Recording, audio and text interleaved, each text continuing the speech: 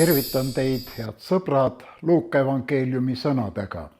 Läki nüüd Petlemma, et näha saada seda, mis on sündinud.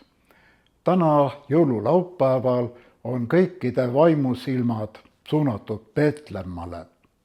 Sõna Petlehem tähendab leivamaja ning linna teine nimi Efrata, viljakas.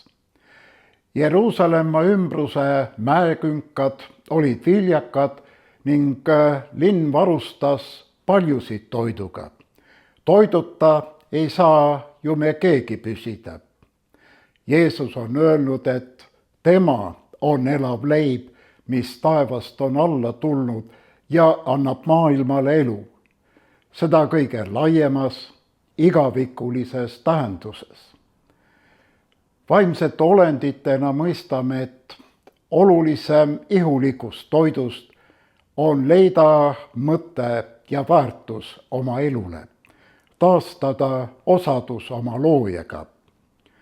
Kahjuks on meie rahva vaimne tervis ka lõppeval aastal aina halvenenud. Paljud tunnevad hingenälga, paljude jaoks kipub lootus lõppema. Ometi katab Jumalapoeg Jeesus meile kõigile rikkaliku laua.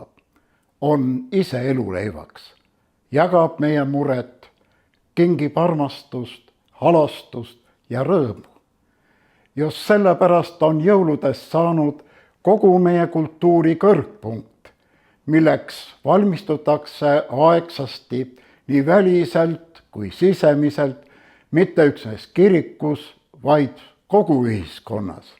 Mingem siis kõik vaimusilmas Petlemma ning laskem Jeesusel usu kaudu ka meis sündida. Kirikulaulu sõnadega: oh, võta armas Jeesuke, mu süda sängiks endale. Õnnistatud pühade aega kõikidele. Aitäh!